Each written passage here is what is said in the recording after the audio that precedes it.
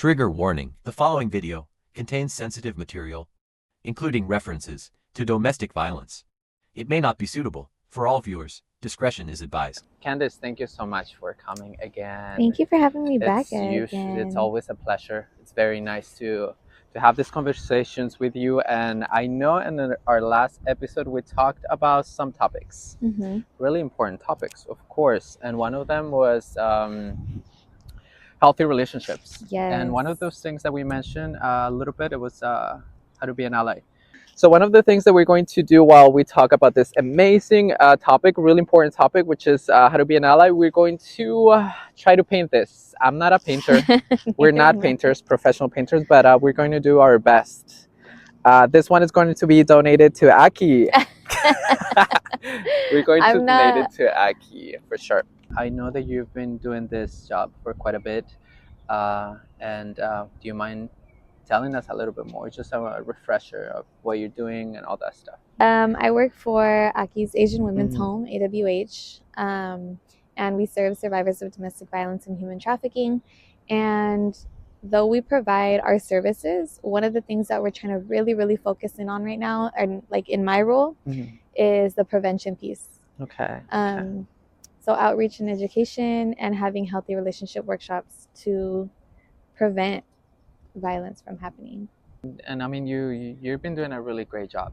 Thank you. And one of those things that I really enjoy is the presentations that you put together about healthy relationships. Those are really nice. Yeah, I feel like we very need educational. them. We definitely do. You've been working with the community for a good amount of years. You were just telling us that you've worked for how long again? Like over 10 years. What the heck? Yeah, working with families and in the same community that I was born and raised in. So I love it. Like, I feel like I know my community well, but there's always room for growth and learning and just interacting with our community, interacting with the new generation coming into play. And I love serving the same community that raised me. So that is the reason why we're always very excited to have you, because you bring a lot of knowledge that you have gained and experienced while working and with the community. Main thing that we want to talk about is how to be an ally. And we need to be allies. Everybody needs to be allies because it's too prevalent in our community to ignore it. Absolutely. And not going far, I believe that a good amount of us have been in a situation where you have friends. Oh, for sure. They actually need that support. You know, they sometimes are in a really uncomfortable situation when it comes to relationships, and you want to provide that support to them. You want to be a good ally. You want to know what to do, how to help them, because sometimes it's challenging to find a way how to do it. And I know that you have a lot of knowledge related to that topic. For that reason, let us create a scenario, okay? Okay. We have Raul, correct? Okay. This boy named Raul. He's a handsome gentleman. Okay. Good looking. He's good with words. Tall. Meets this girl. Christina. Let's do Christina. Christina's a beautiful name. So Christina meets this guy, and suddenly she's in love with him, right? They hit it off. They get married, actually. Oh, damn. He has a nice job. On top of that, he has a nice job. He's good in bed. He has it all. He has it all. Until now, yeah. Necessary. So until now, like, he has it all. He's making good money. This boy tells her to, like, stop working. What the heck? You're not working anymore. You're my I'm gonna treat you like a wife, you know. Taken care of. Taken care of. But in that sense. But because we also understand that taking care of your wife doesn't only mean economically. Right. So we're going to talk about that. So this girl decides to move on, to say, like, you know, I mean, to move forward with this idea. Oh, okay. Suddenly they have 2 kids. Suddenly time passes by. You know how time goes by. Yeah. Okay. He starts to getting a little bit of making some comments, a few comments that are like, oh, that's the reason why I pay all the bills. Who pays the bills here? And making it with that tone of voice that is just And even friends are noticing it. Friends do notice this when he makes this type of comments when they're like, oh, so when they introduce themselves with other people, they're like, oh, so what do you do? And then they ask her, and he jumps in. He's like, nothing. She's just at home, kind of like making those comments. The joke, kind of joking about it. But how does she seem when he's making these comments? Does she seem like she's playing along? Does she seem bothered? She plays along. She plays along. But and with the people, does she feel good? You can tell that probably she doesn't, right? We're just assuming that. Suddenly, this girl found some stuff in one of his pants. What did she find? This is getting suspenseful. It is. I'm locked in. Go ahead. I'm listening. She finds a condom. Do they use condoms? No, they don't.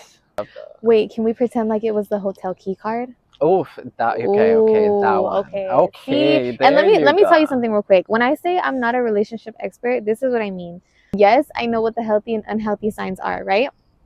Does that mean that I am 100% always participating in healthy behaviors? No. To be completely transparent with you, we all participate in unhealthy behaviors sometimes, right? We have to learn. We're human beings, right? We're learning how to manage our emotions as we go. We're learning how to engage in a relationship with new people every time we get into a new relationship, right? We're learning each other. We are jealous creatures sometimes, right? Let's be real. Naturally. By nature, we're as animals, yes, we are. We get jealous sometimes, right? It's in our nature. It's a part of being human. Just like it's a part of being human to have emotions, big emotions sometimes, right? Now, we all engage in healthy and unhealthy behaviors. I think it's important to start recognizing when those behaviors are becoming abusive.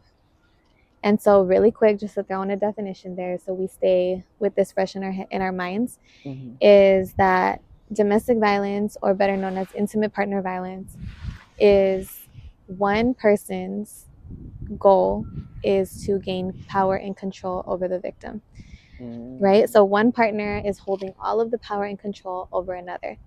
When it becomes that situation, that is when it becomes abusive. And it's not just a one-time event.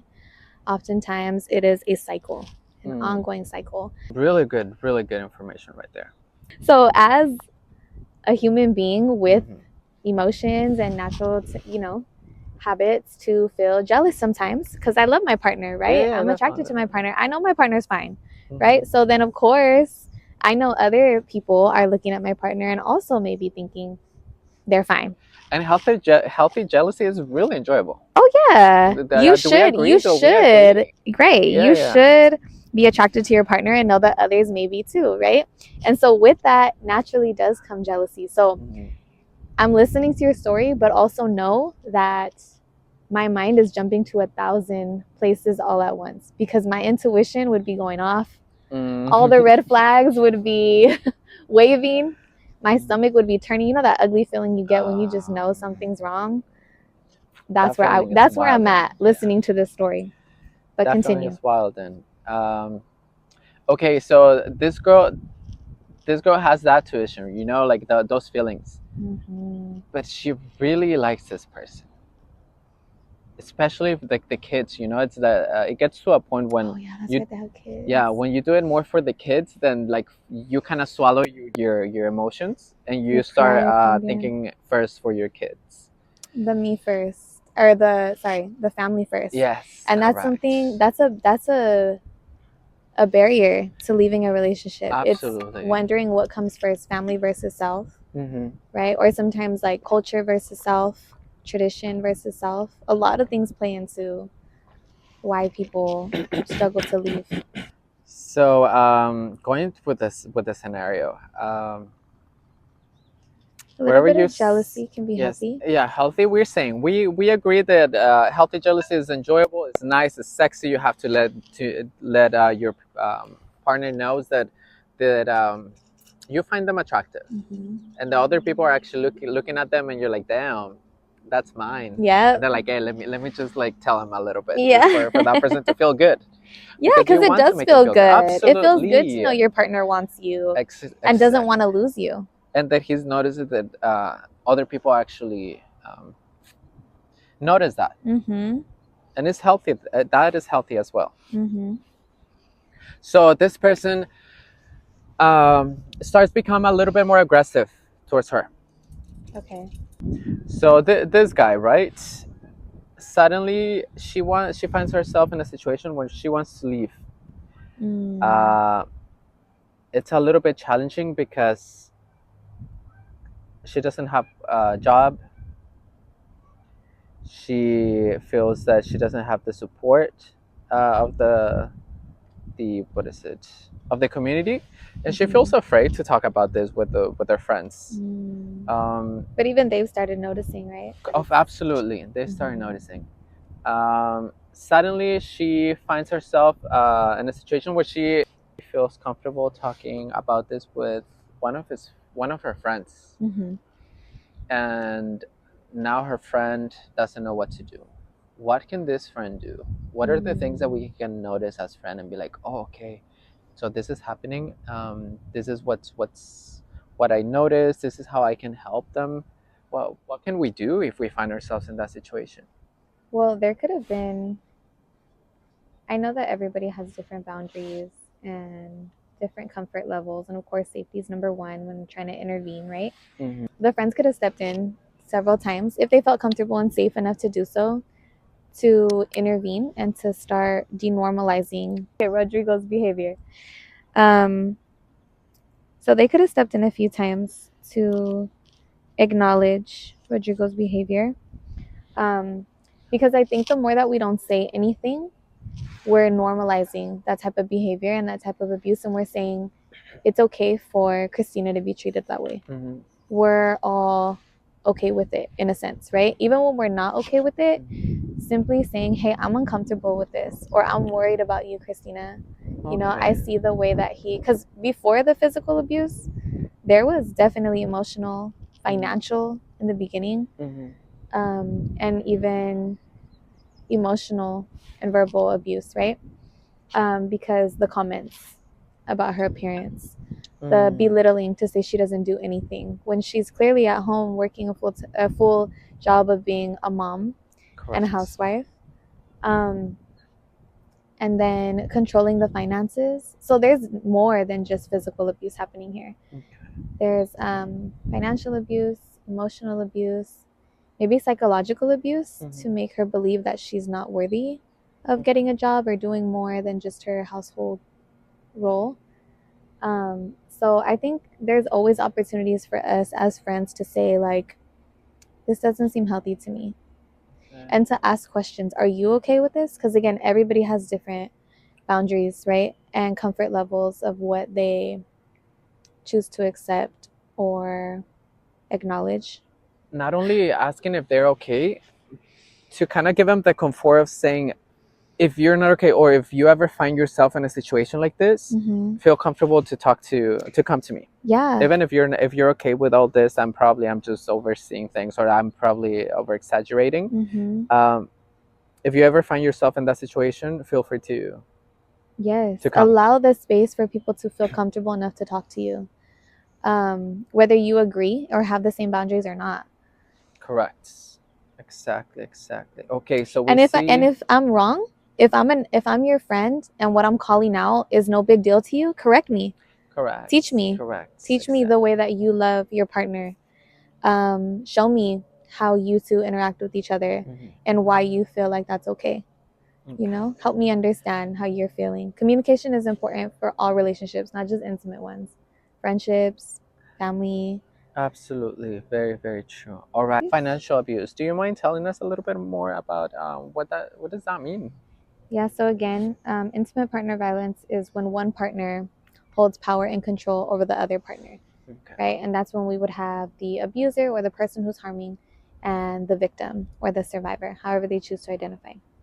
Regardless, you have two people who are in a relationship and there's a power imbalance. If you're not able to make decisions about finances and someone's controlling where your money goes, that can be abusive, right? Those unhealthy behaviors can quickly become abusive. Did that answer your question? It does. It does. So when you have financial, what's the term? Financial abuse? Financial abuse. That means that they don't have access to any financial support outside their partner. Yeah, so Or for they're this taking- this situation, he told her not to work anymore, right? Correct. So I don't know what the situation was, if she wanted to continue working or not, Oh, okay. but somebody controlling your decision and deciding for you if you're going to work or not can be unhealthy. You should have the option and the comfort to say, yes, I want to work, or no, I don't want to work. And if a partner can financially support you and your kids and you're okay with that, then baby, secure the bag, right? Secure the bag. Like, go ahead. If you want to be at home, stay at home, taking care of those roles, great. Correct. But Exactly. with that agreement and that understanding, you're still sharing the money, right? I think it's really important for women or for anyone to be financially independent, because it's really easy to fall victim or be more vulnerable to fall victim if you don't have your own finances, because then somebody can make all the decisions about where the money goes, right? But again, if they had that agreement, if Christina and Rodrigo had that agreement of she's going to stay home, be with the kids, take care of the house, and he's going to make the money, she should still be able to decide where some of that money goes. Budgeting, controlling the finances should still be a mutual thing. Nobody should be controlling you or making you feel powerless.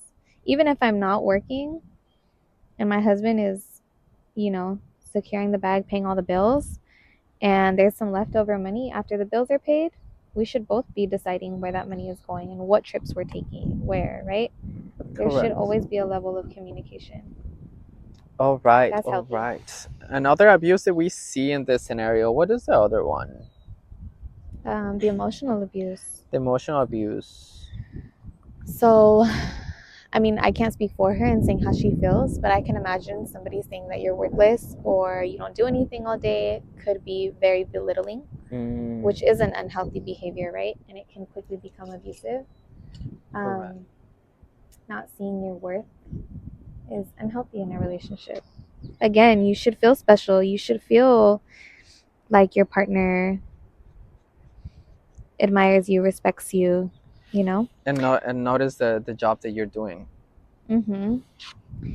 So not only am I noticing different forms of abuse in this relationship, but I'm noticing a lot of unhealthy signs. Like, it doesn't seem like, or maybe, I don't want to speak for Christina, but maybe there's some issues of trust there, because Christina's starting to find things that don't make sense to her, like the hotel room key, right? That should be a conversation you bring up. Like, what is this? You should feel comfortable enough to tell your partner or to ask your partner questions. Okay, perfect. So we see that now that the person, now that she told me, right? She told a friend. What are the what type of support can we provide to her?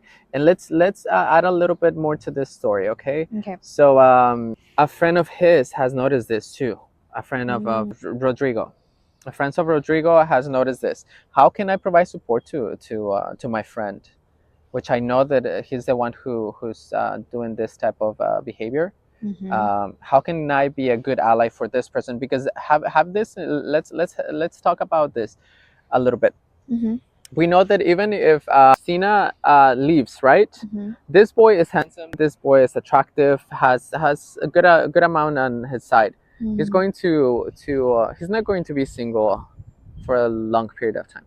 He's going to jump into another relationship soon, probably, and probably this behavior he's going to carry this with him. What type of support can we provide me as the friend of this character?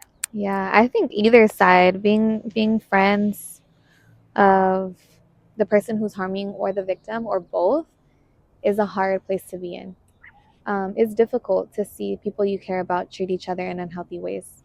I want to first acknowledge that it's difficult to recognize that in our friendships, in our community, in our families, and see that this behavior is happening, first of all, right? Because it's not just harmful to the victim. It's harmful to everybody who's witnessing it. And it's also harmful to the person who's harming, because what's going to happen to them if they are held accountable? What charges are they going to face? What happens from here, right? So being a friend on either side can be difficult, first of all.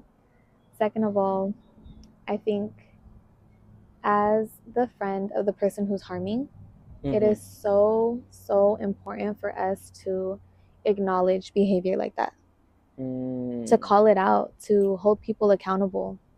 And I think I said this last time. I might have said this already, but there's this quote that I heard: accountability without care is just punishment. Care without accountability is entitlement. And so we don't want to punish or hold our loved ones too entitled, right? If we really care about someone, we want to nurture them. We want to make sure that they are nice to themselves and nice to others around them, right? We care about what happens to them, but we also care about their character and how they're treating people, and how others are treating them, right? We never want somebody that we care about to be treated badly. Correct. And so I think it's important to acknowledge it, call it out, and say, hey, I'm not comfortable with this, or hey, that's not cool, right? And it can be scary to acknowledge behavior like that. So of course, safety is number one. If the person who's harming is getting aggressive and really irate, of course we want to take that into account, right? We never want to put ourselves in a dangerous situation. What if I try to get in the way and I end up getting hit myself, right? I would never encourage somebody to put themselves in danger like that. But let's say a day goes by, right? And everybody's calm now. We're in a calm setting. And I'm close enough to the person who's harming to be able to say, what's going on, right? Like, what is this behavior? How are you feeling about this? Why are you acting this way? Why do you think this is okay? All of those are important questions. Focusing on their mental health, right? Like, are they in a healthy and safe space? If they're hurting other people and potentially hurting themselves, it's not safe. Maybe they need more help than us on the outside think.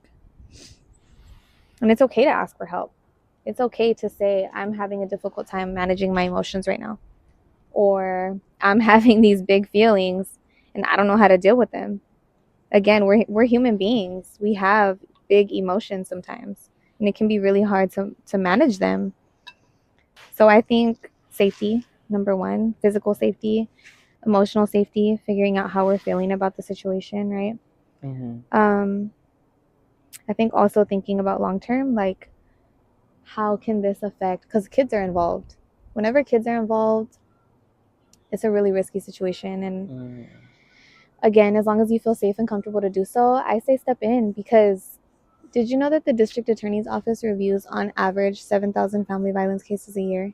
Again, this is prevalent. 7,000 family violence cases that kids are witnessing firsthand sometimes.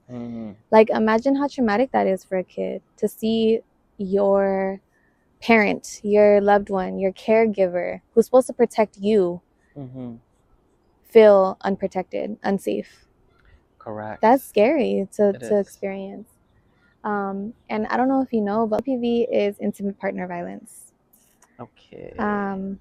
So violence that occurs between people who are dating, have previously dated, whether casually, a few times, exes, people who share kids together, people who are currently dating, any type of intimate partner. Last year, there were IPV-related homicides, and what that means is that some type of domestic violence situation is happening.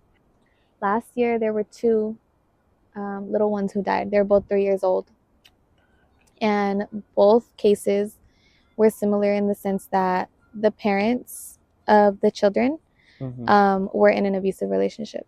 And so it resulted in, unfortunately, the kids losing their lives. It makes it a little bit more challenging when kids are involved in a situation like this. And And it's very likely that for both sides, correct? For the one who is causing that and for the person who's receiving the. To be an ally is also a little bit challenging, especially when kids are around. When we are, what do we do when it comes to someone who has kids? It's going through that. What do you do as an ally to have in mind the kids that are involved? I put the kids first. Their safety matters first. If there is a high lethality rate or high lethality risk involved, then call it out. Call it out. Take measures into your own hands if necessary. But the odds are in these situations that more than likely, this is not a one-time event, right? If the friends are noticing it, if Christina's coming to you, if Rodrigo's coming to you, and everybody is starting to acknowledge that this is unhealthy, uncomfortable, unsafe, it's an issue that needs to be dealt with. That was it. That's it. So just what you're saying pretty much is to put the kids first. Put the kids first. As an ally as well. Yeah, as an ally, and put their safety. Like, if we don't want kids losing their lives, right? We don't want anybody losing their lives, but especially kids. So I think safety planning is super important. If the person who is being harmed, the victim in this case, is not ready to leave, or they're still trying to figure out how to leave, I think it's important to talk about safety planning with them, about the victim themselves, and then also safety planning for the kids. Like, if, for example, mommy and daddy are fighting, don't run towards me. You get your sister or your brother, and you kids go to a separate room. Because one of the babies that I was telling you about, the 3-year-old that passed away, there were 2 3-year-olds last year. One of them his name was Ivan. He was 3 years old, and his mom and the mom's boyfriend were arguing in the house. The mom, I don't want to speak for her, but my assumption is that she ran towards Ivan to protect him because the boyfriend was running toward her to attack her. So she locked herself in the room with the baby, I'm assuming to keep herself safe and protect the baby. But what ended up happening was that the boyfriend rushed through the room, broke the door down, and shot Ivan. So it ended up, that's what I'm saying, IPV related homicide. So even though the mom was the victim in the abusive relationship, Ivan was essentially the victim also, because he ended up losing his life. And that's what I'm saying, like, these family violence cases are lethal sometimes, and I think we need to talk about how prevalent it is in our community. It's there, it exists, and people are losing their lives over this. Babies are losing their lives over this. So we have to be able to call it out when we see it. If it's unhealthy, call it out. If you care about these people, tell them, I care about you. I don't want you to lose your life. I don't want for the kids to be harmed in this situation. And ask them, what is it that you want? Especially something that we see very common, unfortunately, is in our Latino community. We see that quite often. So it's very important for us to know what to do if we see it, or if we have seen it, or if we're witnessing it. I mean, to be honest, Farron, domestic violence does not discriminate. It affects every single culture, every race, every income level. Last year, too, one of the IPV-related homicides was a Google engineer. And she was a Google engineer. She was living in a 1-point-something million house with her husband. And yeah, and she was Asian. And she passed away, too. She lost her life to domestic violence. So, but yes, I do see what you're saying, because I am Latina, Chicana. We do see it in our families, in our households. I think you and I have that same experience where we did witness it growing up. And it wasn't talked about, and it was ignored sometimes. And maybe we don't always have the language to know how to start that conversation. It's uncomfortable. Maybe it wasn't safe for us to have those conversations growing up. But it's definitely not safe to stay in them either. So one of the things that we talked about in this scenario is this person found a condom, right? Oh, So as yes. the friend, let's make this story a little bit spicy. The friend, Rodrigo, knows that Rodrigo is being Shady. that's where my side of sexual health jumps in. So, Okay. and that is one of the things. What, for instance, we did not mention this, but the other side of this spectrum, I've been doing sexual health for quite a bit, and it's something that it's that's a passion of mine.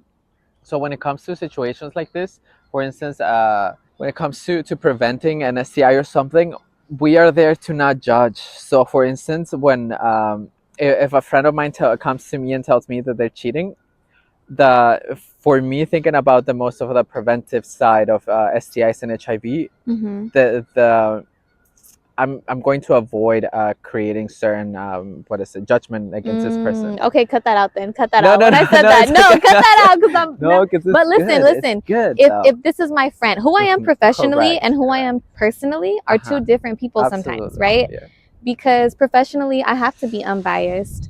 But to be real with you, as a human being, as a friend, I care about my friend. I care about everybody in our community, but I don't want my friend to end up being unsafe, putting herself in an unsafe situation, contracting something, and then passing it to her partner, right? Like there's just so many things to consider in this scenario. So one of those things is just to put the word out there to this person, not to tell them go get tested, but say, oh, you know what, I'm gonna go get tested. There's a good place where to get tested for pretty much for free, or to give them ideas and that sense of not fully directly but indirectly. Yeah, and just normalizing that and saying, I'm gonna go get tested. Hey, when was the last time you did? Or do you need to get tested? My time's coming up. Do you want to go together?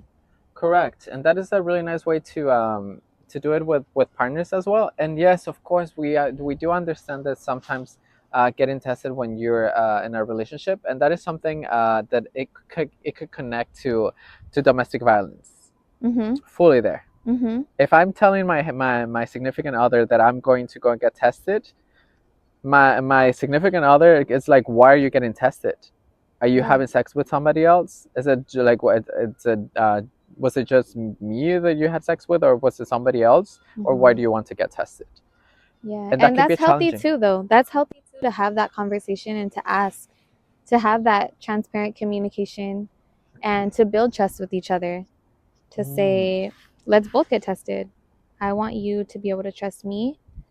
Whatever happens, we're gonna figure it out together. And normalizing those types of conversations too.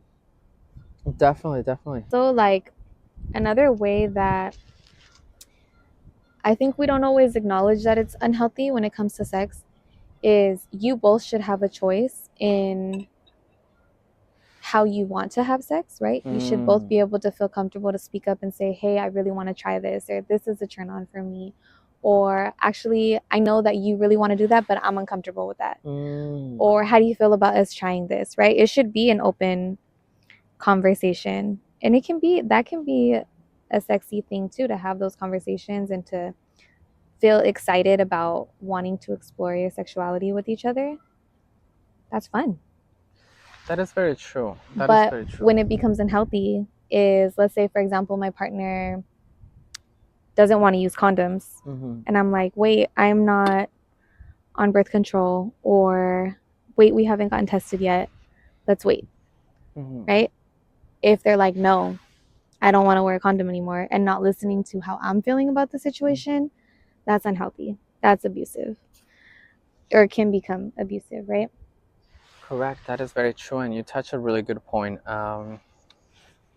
which is communication when it comes to sexual health.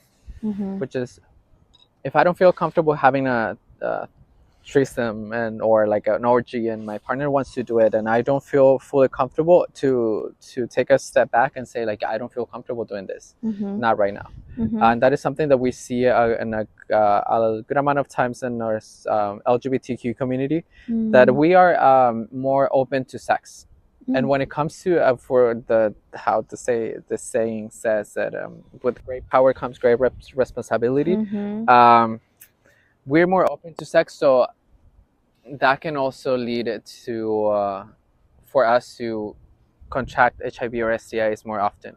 And when it comes to conversations like this, it's, for instance, if a person who's in a gay relationship, Mm-hmm. one of the partner is not comfortable doing certain things, Mm-hmm. just because,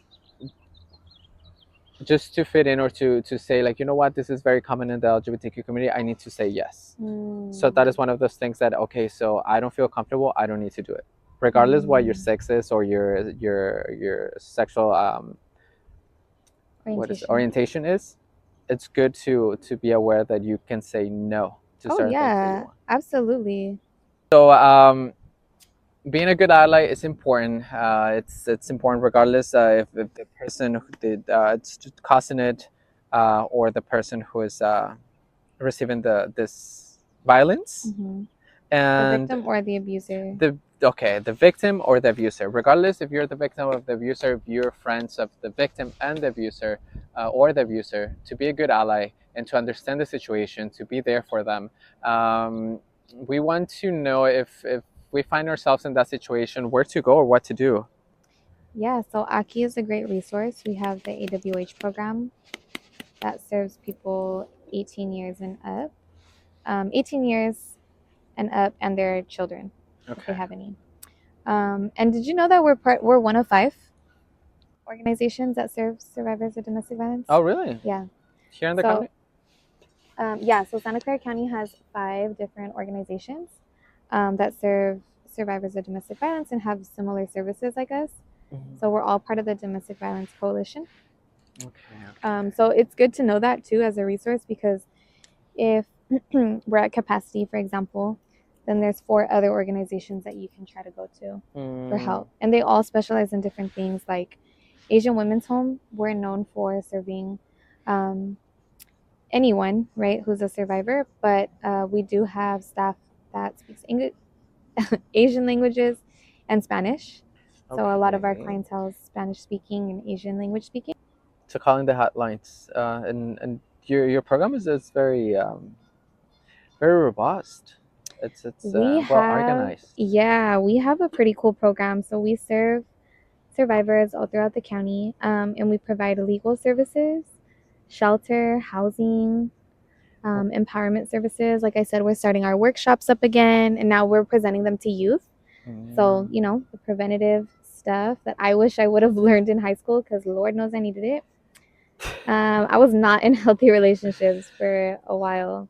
But we live and learn, right? We absolutely learn what's healthy. And so now we're trying to take that approach into our schools, and into the community as it's requested, and give those workshops and talk about what are healthy boundaries, how to give consent, how to say what you're comfortable with, what you're not comfortable with, exploring, am I even ready to date?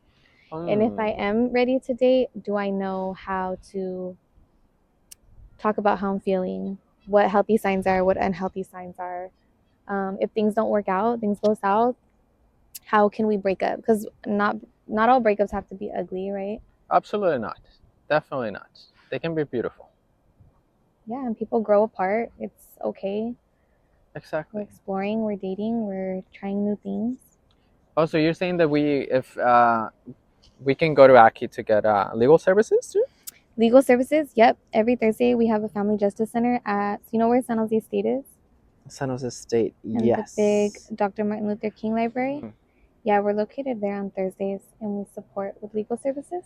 And the legal services is immigration too, or no? Immigration, really? Family, victim services unit. They can speak with the district attorney. What the heck? And it's 1 hour free consultations. They can speak to a lawyer, and the lawyer will kind of guide them on what to expect for their case. And it's free. Oh, wow. I wish I knew about that back then, because about that. Kitchens is so nice. And mine's over here looking like chicken scratch. What are you talking about? Don't even zoom in on it. Looks good. Okay, legal services. I did not know that. That's you really really didn't good know information. I kind of knew a little bit, Okay. but not all the way, all those details. I didn't know all those details. Yeah, which is we do really a good. lot. Yeah, and then we have That's really housing, shelter. That's true. That's true. Yes, that program is definitely a really robust program. So Aki provides other services, and if the person wants to get tested, They can go to y'all. they can go. Honestly, Yeah, I yeah. love our organization for Yeah, me too. having all those different programs. True. Because once you're in with us, you can access all those different programs. Absolutely. And it's not a runaround. Like if a client comes to me and is telling me, if Christina were to come to me with her situation, calling the hotline, I could talk to her about so many different things. But let's say that her main priority is her fear that her partner's cheating on her. We can talk about safety planning, and we can talk about having safe sex, and then we can refer them to your program, and they can get tested for free. And if they need treatment, they can also get that for free too, right? Correct. And for instance, if Raul, if Rodrigo comes to us, we give him condoms, we give him a counseling session for HIV, and we're there not to judge. So he can come and tell us, I've been sleeping with 10, 20, and actually a couple of men. And you're not going to make a face. You're not going to say anything. That's just going to be like, your business. Tell me something new. I've heard it all. I'm not here to judge you. Like, it's your business. How can I help you? How can we help you? So these are the options. And condoms continue to be the most effective method of prevention. All that stuff we give them to him for free. PrEP also to prevent HIV, to bring HIV to their house. We also have you can get it delivered? You can get it delivered. Wow, absolutely. I'm constantly learning. I'm constantly learning about new things that y'all do. Do you have the brown? Yeah. What is it? Sorry. Do you have the brown paint? The brown paint. If you do not want someone to deliver the medication to your place, we can also there are pharmacies that they can deliver it to a private place. A private location. Wow. To be like, oh, you know what? Can we meet there? And they drop them off there. Okay, y'all are really creating a safe space for real. So getting tested is important in a situation like that. Again, we do all that stuff with no judgment. We don't judge. We're there to support the community, whoever needs it, for free HIV testing, counseling, and PrEP services. And the testing hours, you'll see them right here. The information, it's going to be here. Well, Candice, thank you so much. We have finished our paintings, I think. Are we ready to show them? Let's not get a close-up. No. I'm not done. I'm going to go home and work on it. This one, so we're trying to do that. So probably you don't see it, but it's we did our best. Both of them look really good. I was more focused on our conversation than no, but it looks really nice. Aaron, I'm done with you. Oh, what the heck? I like the mountains. All right.